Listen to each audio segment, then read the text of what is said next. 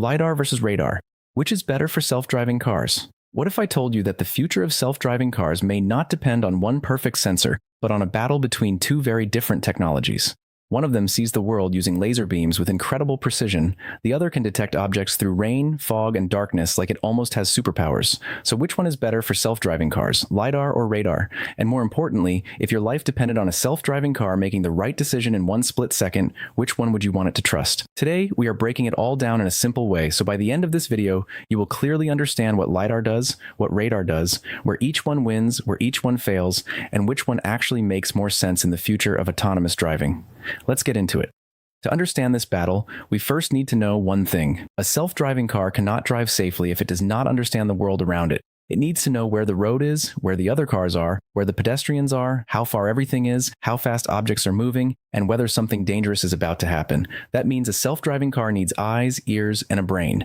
The brain is the software and artificial intelligence, but the eyes come from sensors, and two of the most important sensors in autonomous vehicles are LiDAR and radar. Let's start with LiDAR. LiDAR stands for light detection and ranging. It works by sending out tiny laser pulses and measuring how long they take to bounce back after hitting an object. This allows the car to build a highly detailed three-dimensional map of its surroundings.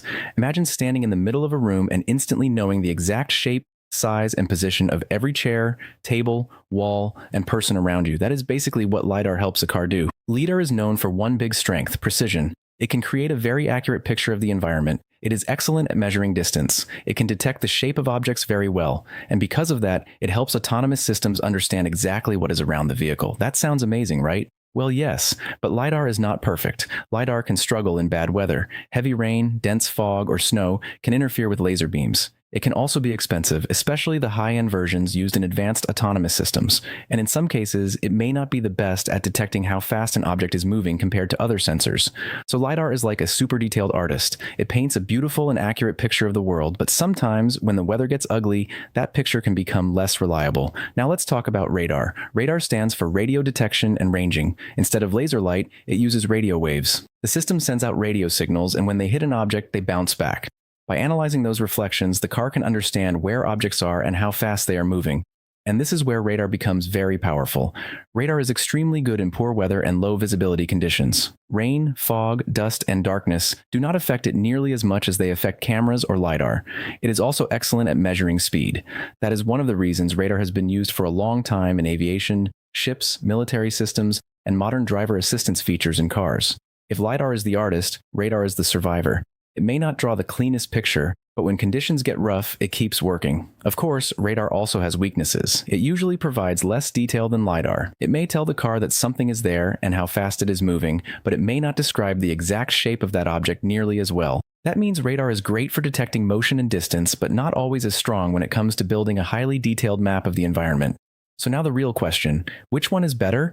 The honest answer is, it depends on what you mean by better. If you want higher detail and a better three-dimensional understanding of the environment, LiDAR usually wins. If you want stronger performance in bad weather and better speed detection, radar often wins. If you want precision, LiDAR is the star. If you want toughness and reliability in harsh conditions, radar is the hero. But here is where things get really interesting. The future of self-driving cars may not be about choosing LiDAR or radar. It may be about combining them, because in the real world, driving is messy. Roads are unpredictable, weather changes fast, people make irrational decisions, cars cut into lanes suddenly, a child can run into the street, a cyclist can appear out of nowhere. No single sensor is perfect in every situation. And that is why many autonomous vehicle systems use sensor fusion. Sensor fusion means combining information from different sensors like cameras, LiDAR, radar, and sometimes ultrasonic sensors, then letting the software merge all of that data into one smarter understanding of the world.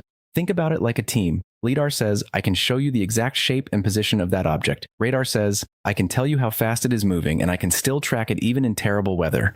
Cameras say, I can read signs, lane markings, traffic lights, and colors. When these systems work together, the car becomes much smarter than when it relies on only one type of sensor. And this is also where one of the biggest debates in the self-driving world comes in.